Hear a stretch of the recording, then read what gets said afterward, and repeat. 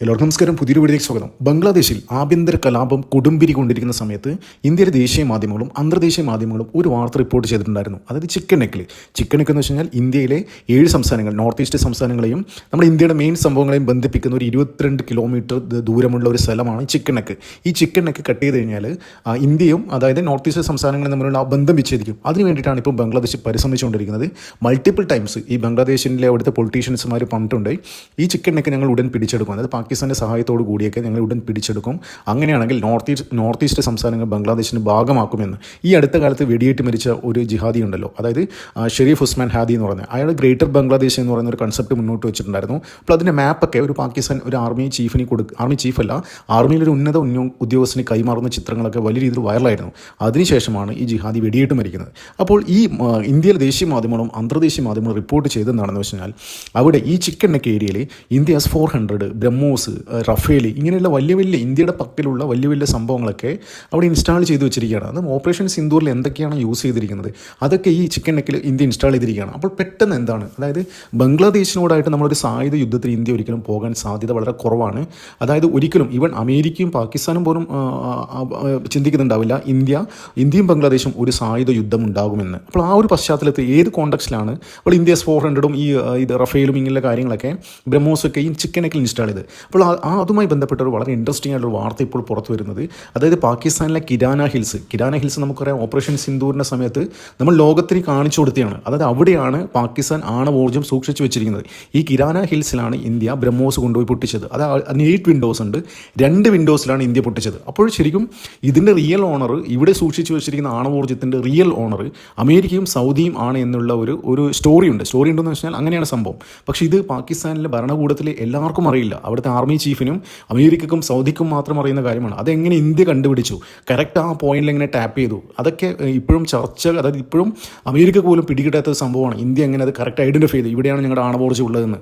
ഇപ്പോൾ ഇന്ത്യ ബംഗ്ലാദേശ് ഒരു ഇതിലേക്ക് തള്ളിവിടാൻ വേണ്ടിയിട്ട്, അതായത് അമേരിക്കയുടെയും പാകിസ്ഥാൻ്റെയും തുർക്കിയുടെയൊക്കെ ആവശ്യം എന്താണെന്ന് വെച്ചാൽ ബംഗ്ലാദേശിൽ വലിയ രീതിയിലുള്ള കലാപങ്ങൾ ഉണ്ടാക്കിയിട്ട് അവിടെ ജനകീയ പ്രക്ഷോഭം, അതായത് ജെൻസി പ്രൊട്ടസ്റ്റ് എന്നൊക്കെ പറയുന്നില്ലേ, അത് ഉണ്ടാക്കിയെടുത്തിട്ട് ഇന്ത്യക്കെതിരെ തിരിക്കുക. അതാണിപ്പോൾ ISIയും അമേരിക്കയൊക്കെ ബംഗ്ലാദേശിൽ നടത്തിക്കൊണ്ടിരിക്കുന്നത്. നിങ്ങൾ ഈ ബംഗ്ലാദേശിലെ സോഷ്യൽ മീഡിയയൊക്കെ എടുത്ത് പരിശോധിച്ചാൽ മനസ്സിലാവും, അവിടുന്ന് വരുന്ന യൂട്യൂബ് വീഡിയോകളും അങ്ങനെ ഈ ഇൻസ്റ്റയായാലും ഫേസ്ബുക്ക് ആയാലും അങ്ങനെ സോഷ്യൽ മീഡിയ പ്ലാറ്റ്ഫോമിൽ വരുന്ന മിക്കതും അവർ എഗെയിൻസ്റ്റ് ഇന്ത്യക്കാണ്. അത് കഴിഞ്ഞ ദിവസം ഒരു വലിയൊരു ബ്ലണ്ടർ അവിടുത്തെ ഒരു സ്റ്റുഡൻസ് ഒരു പൊളിറ്റിക്കൽ ഔട്ട്ഫിറ്റിൻ്റെ ഒരാൾ പറയുന്നുണ്ടായിരുന്നു, അതായത് ഞങ്ങൾ ബംഗ്ലാദേശിലെ പണം ഇന്ത്യയിലേക്ക് ഒഴുകുന്ന നിലച്ചു കഴിഞ്ഞ് കഴിഞ്ഞാൽ ഇന്ത്യ പട്ടിണിയിലാവും എന്നാണ് ഈ വിദ്വാൻ പറഞ്ഞത്. ഒന്ന് ആലോചിക്കുക, ഇത്രത്തോളം ഈ മദ്രസ വിദ്യാഭ്യാസം വെച്ചിട്ട് അവനൊക്കെ സംസാരിക്കുന്നത്.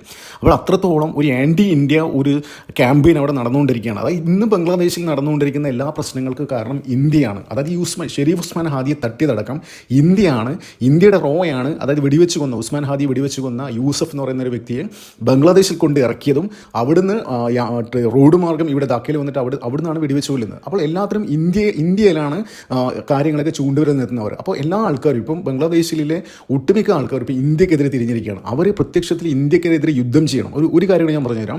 ഈ ഷെരീഫ് ഉസ്മാൻ ഹാദിയുടെ ഫ്യൂണറൽ ടൈമിൽ ഈ മുഹമ്മദ് യൂനിസ് അടക്കം പങ്കെടുത്തിരുന്നു. അപ്പോൾ ആ പങ്കെടുത്ത ആ സമയത്ത് വളരെ വൈകാരികമായിട്ട് ഒരു കാര്യം പറഞ്ഞിട്ടുണ്ടായിരുന്നു. അതായത് ഈ ഉസ്മാൻ ഹാദി മുന്നോട്ട് വെച്ചൊരു ആശയം എന്താണെന്ന് വെച്ചാൽ ഗ്രേറ്റർ ബംഗ്ലാദേശ്, അതായത് നമ്മുടെ നോർത്ത് ഈസ്റ്റ് സംസ്ഥാനങ്ങളും UP, ബീഹാർ അങ്ങനെയൊക്കെ ചേർത്തിട്ടൊരു വലിയൊരു ബംഗ്ലാദേശാണ് അവർ സ്വപ്നം കാണുന്നത്. അപ്പോൾ അത്തരത്തിലുള്ള ഒരു സംഭവം എന്താ പറയേണ്ടത് ഇവിടെ നടക്കണമെങ്കിൽ ഹാദി മുന്നോട്ട് വെച്ച ആശയം, നിങ്ങൾ ഓരോരാൾ ഈ ബംഗ്ലാദേശിലെ ഓരോ വീട്ടിലും ഓരോ ഉസ്മാൻ ഹാദിമാരും ഉണ്ടാകണമെന്നാണ് വളരെ വൈകാരികമായിട്ട് ഈ മുഹമ്മദ് യൂനിസ് പറഞ്ഞത്. അപ്പോൾ അത്രത്തോളം ഒരു പ്രധാനമന്ത്രി സ്ഥാനത്തിരിക്കുന്ന ഒരാൾ തന്നെയാണ് പറയുന്നത് ഇന്ത്യക്കെതിരെ നമ്മൾ പോരാടണം. അപ്പോൾ ഇവന്മാരുടെയൊക്കെ വാക്ക് കേട്ടിട്ട് ഈ മദ്രസ വിദ്യാഭ്യാസം മാത്രമുള്ള ഈ മദ്രസ പൊട്ടന്മാർ കഴിഞ്ഞ ദിവസം ഇന്ത്യൻ ബോർഡർ ക്രോസ് ചെയ്യാൻ ട്രൈ ചെയ്തിരുന്നു. അതിന് 2 ജിഹാദികളെ BSF വെടിവെച്ച് കൊണ്ടിരുന്നു. അപ്പോൾ വളരെ വ്യക്തമാണ്, ഇന്ത്യയുടെ ഭാഗത്തുനിന്നുള്ള സ്റ്റാൻഡ് വളരെ ക്ലിയർ ആണ്. അതായത് ഇനി ആരെങ്കിലും ബോർഡർ ക്രോസ് ചെയ്തിട്ട് ഇന്ത്യൻ മണ്ണിലേക്ക് അനധികൃതമായി വരികയാണെങ്കിൽ ഒന്നും നോക്കണ്ട, വെടിവെച്ച് കൊല്ലാൻ തന്നെയാണ് ഉത്തരവ്. അപ്പോൾ അതിൻ്റെ ഭാഗമായിട്ട് തന്നെയാണ് BSF അത്രയുള്ള കാര്യങ്ങൾ ചെയ്തിരിക്കുന്നത്. പിന്നെ അതുമാത്രമല്ല, ഇന്ത്യ ബംഗ്ലാദേശ് ബോർഡർ ഏകദേശം 4,000 കിലോമീറ്ററോളം ഇന്ത്യ ഫെൻസിങ് നിർമ്മിച്ചുകൊണ്ടിരിക്കുകയാണ്. ഇനിയിപ്പോൾ മുമ്പ് അവിടുന്ന് കാലികൾ മേയ്ക്കാനെന്നുകൊണ്ട് ബംഗ്ലാദേശിൽ നിന്ന് രാവിലെ ഇന്ത്യ 100 പേര് വരും, വൈകിട്ട് തിരിച്ചു 50 പേരൊക്കെ ആയിരിക്കും. പക്ഷേ ഇനി അത് നടക്കില്ല, അത്തരം പരിപാടികൾ ഇനി നടക്കില്ല എന്ന് തന്നെയാണ്. അതായത് അവിടെ ഇലക്ഷൻ വരാൻ പോകണം. ഈ ഫെബ്രുവരി മാസം വരുന്ന 2026 ഫെബ്രുവരി മാസം ഇലക്ഷൻ വരാൻ പോകുകയാണ്. ഇലക്ഷൻ വന്നു കഴിഞ്ഞിട്ട് അത് ഷെയ്ഖ് ഹസീന വന്നു കഴിഞ്ഞാൽ ഈ ഫെൻസിങ് സംഭവം ഉണ്ടാക്കുന്നില്ല, അതിലെന്തെങ്കിലും ഒരു ഭേദഗതി ഉണ്ടാകുന്നില്ല, ഒരു സംശയമില്ല. കാരണം വെച്ചാൽ ഷെയ്ഖ് ഹസീന ഹസീന ഇന്ത്യയായിട്ട് നല്ല ടേംസിൽ പോകുന്ന ഒരാളാണ്. അതായത് ഷെയ്ഖ് ഹസീനയ്ക്ക് ഭരണത്തിൽ നിന്ന് പുറത്തായ പിന്നെ അഭയം നൽകിയ ഇന്ത്യയാണ്. അപ്പോൾ ബംഗ്ലാദേശിനെ മൾട്ടിപ്പിൾ ടൈംസ് പണ്ടുണ്ടായിരുന്നു അവിടുത്തെ ഒരു കോർട്ട് വേടിയിട്ടുണ്ട്, അതായത് ഷെയ്ഖ് ഹസീന ഉടൻ ബംഗ്ലാദേശിന് കൈമാറണമെന്ന്. അത് ഇന്ത്യയും ബംഗ്ലാദേശും ഒരു കരാറുണ്ട്, മുമ്പ് 1954 ഉണ്ടാക്കിയൊരു കരാറാണ്. കുറ്റകൃത്യങ്ങളിൽ ഏർപ്പെടുന്ന ആൾക്കാർ ഇന്ത്യയിലും ബംഗ്ലാദേശിൽ പരസ്പരം കൈമാറാനുള്ള. അപ്പോൾ ഈ ബംഗ്ലാദേശ് കോടതി വിധിച്ചിരിക്കുന്നത്, ബംഗ്ലാദേശ് ഗവൺമെൻറ്റും പറയുന്നത്, അതായത് ഈ ഒരു നിയമം, ഈ ഉടമ്പടി പ്രകാരം ഷെയ്ഖ് ഹസീനയെ ബംഗ്ലാദേശിന് കൈമാറണം. പക്ഷേ ഇന്ത്യ നല്ല ക്ലിയർ സ്റ്റാൻഡാണ് അതിലെടുത്തിരിക്കുന്നത്. അതായത് ഈ ഉടമ്പടിയിൽ, ഈ കരാറിൽ 1954 ആ കരാറിൽ ഒരിക്കലും പൊളിറ്റീഷ്യൻസ് വരില്ല. നോർമൽ എന്തെങ്കിലും കുറ്റകൃത്യം ചെയ്യുന്ന ആൾക്കാരാണ് വരിക. ഷെയ്ഖ് ഹസീന രാഷ്ട്രീയമായി പൊളിറ്റിക്കലി അഭയം പ്രാപിച്ച ഒരു രാജ്യമാണ്. അതൊരു പൊളിറ്റീഷ്യൻ ഒരിക്കലും ഈ ഉടമ്പടിയിൽ വരില്ല എന്നില്ല ക്ലോസ് എടുത്ത് കാണിച്ചിട്ടാണ് ഇന്ത്യ അതിനെ നേരിട്ടത്.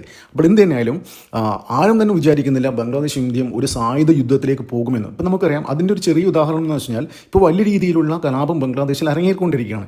ഈ അരങ്ങേറുന്ന സമയത്ത് യൂനിസ് തന്നെയാണ് ഇതൊക്കെ കോർഡിനേറ്റ് ചെയ്യുന്നത്. അയാളുടെ ആവശ്യം എന്ന് വെച്ചാൽ ഈ ഇലക്ഷൻ, അടുത്ത വർഷം നടക്കുന്ന ഇലക്ഷൻ അവിടെ നടക്കാൻ പാടില്ല. ഇലക്ഷൻ നടന്നു കഴിഞ്ഞാൽ യൂനിസിന് രാജ്യം വിടേണ്ട അവസ്ഥയായിരിക്കും, വേറെ ഏതെങ്കിലും രാജ്യത്തിൽ പോകേണ്ടി വരും. ഇല്ലെങ്കിൽ അവിടെ ഭരണത്തിൽ വരുന്ന ആൾക്കാരെ യൂനിസിനെ വരെ തട്ടാനുള്ള സാധ്യതയുണ്ട്.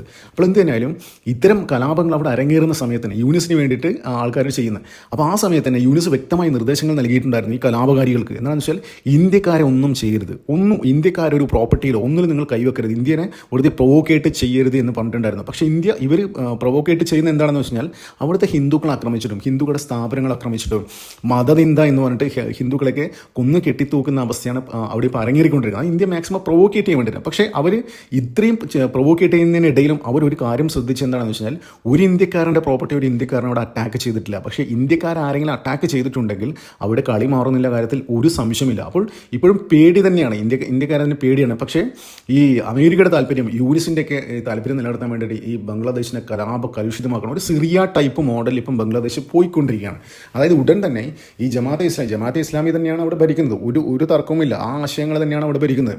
അപ്പോൾ ഇത്തരം തീവ്ര ആശയങ്ങളുള്ള ഒരു വലിയ സമൂഹത്തെ അവിടെ എന്താ പറയുക ഇന്ത്യക്കെതിരെ തിരിക്കാനുള്ള ഒരു ഇതിലാണ് ISIയും. അപ്പോൾ അതിൻ്റെ ഭാഗമായിട്ട് ഈ ആണവോർജ്ജം, കിരാന ഹിൽസ് സൂക്ഷിച്ചു വെച്ചിരിക്കുന്ന ആണവോർജ്ജം ബംഗ്ലാദേശിലേക്ക് മാറ്റി എന്നുള്ളൊരു വാർത്തയും പുറത്തു വരുന്നുണ്ട്. അതായത് അതിൻ്റെ ഉദ്ദേശം എന്താണെന്ന് വെച്ച് കഴിഞ്ഞാൽ, അതായത് ബംഗ്ലാദേശിന് ഒരു സപ്പോർട്ട്, ഒരു മോറൽ സപ്പോർട്ട് എന്ന രീതിയിൽ, അതായത് എല്ലാം മാറ്റണം എന്നില്ല. ഈ കിരാന ഹിൽസിൽ ഒത്തിരി ആണവായുധങ്ങൾ അവിടെ ഉണ്ട്. അപ്പോൾ ഒരു രാജ്യത്ത് മറ്റൊരു രാജ്യത്തേക്ക് മാറ്റുന്നത് അത് ലീഗലി ഇതല്ല, അങ്ങനെയുള്ള അന്താരാഷ്ട്ര ഇതിൻ്റെ ഉടമ്പടി പ്രകാരം അങ്ങനെ മാറ്റാനുള്ള സാധ്യത വളരെ കുറവാണ്.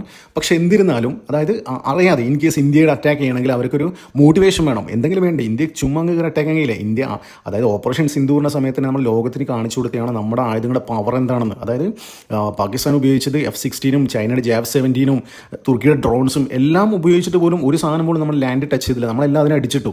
പക്ഷേ അപ്പോൾ അങ്ങനെയുള്ള ഒരു രാജ്യത്തിന് എന്താ പറയുക വെറും 4 ദിവസം കൊണ്ട് ചുരുട്ടി കെട്ടിയിരുന്നു ഇന്ത്യ. അപ്പോൾ ബംഗ്ലാദേശ് എന്നൊക്കെ പറയുന്നത് പൂ പറിക്കുന്ന ലാഘവത്തോടു കൂടി ഇന്ത്യക്ക് കൈകാര്യം ചെയ്യാൻ പറ്റും. പക്ഷേ അത് മുന്നിൽ കണ്ടുകൊണ്ട് തന്നെയാണ് ഈ ആണവായുധം കിരാന ഹിൽസിൽ നിന്ന് ബംഗ്ലാദേശിലേക്ക് കൊണ്ടുവന്നത്. അപ്പോൾ അത്തരം വാർത്തകളൊക്കെ അന്താരാഷ്ട്ര മാധ്യമങ്ങൾക്ക് റിപ്പോർട്ട് ചെയ്യുന്നുണ്ട്. എന്താണെന്ന് വെച്ച് കഴിഞ്ഞാൽ ബംഗ്ലാദേശിന് ഒരു മാനസിക ഇത് കൊടുക്കുകയാണ്, ഒരു സപ്പോർട്ട് കൊടുക്കുകയാണ്. അതായത് ഇത്തരം ആണവായുധം ഞങ്ങളുടെ കയ്യിലുണ്ട്, വേണമെങ്കിൽ എടുത്തിട്ട് അടിക്കും എന്നുള്ള രീതിയിലുള്ള ഒരു ക്ലിയർ മെസ്സേജ് കൊടുക്കാൻ വേണ്ടി തന്നെയാണ് ഇത്തരം നീക്കങ്ങൾ നടക്കുന്നത്.